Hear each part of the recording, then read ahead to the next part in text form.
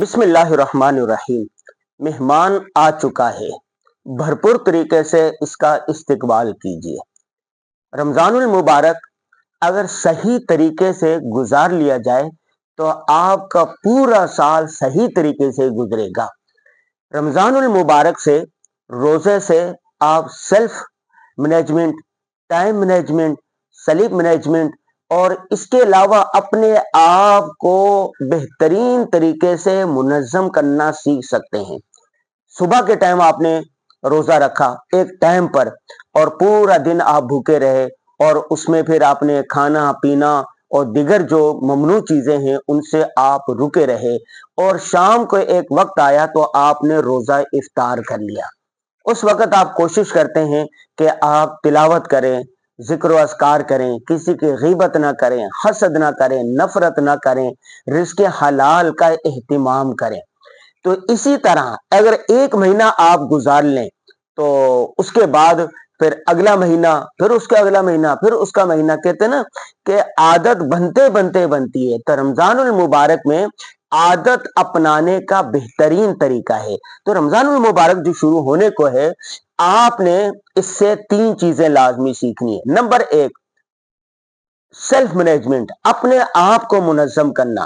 ہر چیز کو ٹائم کے مطابق گزاریں۔ جیسے پوری کائنات ہے نا، 2 اور 2 4 کی طرح چل رہی ہے۔ ہر چیز، سورج، چاند، ستارے، ہر اپنے مدار کے اندر گھوم رہا ہے۔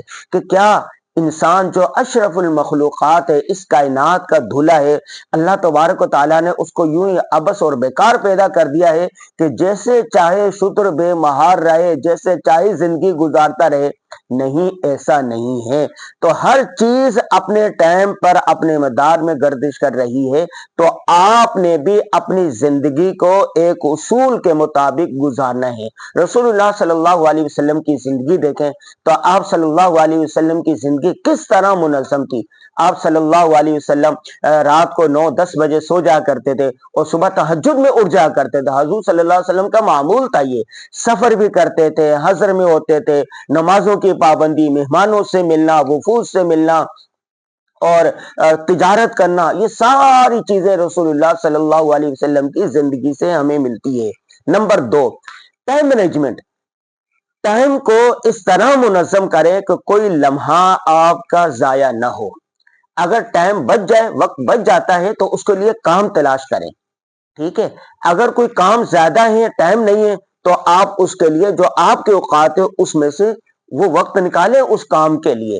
تو دوسری بات ہوئی ٹائم مینجمنٹ۔ اور تیسری بات یہ ہوئی کہ آپ نے اپنی زندگی کو، ذاتی زندگی کو، گھریلو زندگی کو، خاندانی زندگی کو، معاشرتی زندگی کو، کاروباری زندگی کو، ہر چیز کو آپ نے سنت رسول صلی اللہ علیہ وسلم کے مطابق گزارنا ہے۔ اللہ تبارک و تعالیٰ کو آپ نے راضی کرنا ہے اللہ کی عبادت کر کے، رسول اللہ صلی اللہ علیہ وسلم کی اتباع کرنی ہے۔ اور تیسری بات جو اس میں ہے وہ یہ ہے کہ مخلوق کو آپ نے راضی کرنا ہے اس کی خدمت کر کے۔ اگر ایک مہینہ آپ اس طرح اس کو گزار لیں تو اللہ تبارک و تعالیٰ کی ذات سے کبھی امید ہے اور کہ آپ کی باقی زندگی بھی اچھے طریقے سے گزرے گی۔ تو آپ نے ابھی سے اپنے کاموں کو سیلف مینجمنٹ، ٹائم مینجمنٹ، اپنے آپ کو منظم کرنا ہے اور سنت کے مطابق گزارنے کا عزم کر لینا ہے۔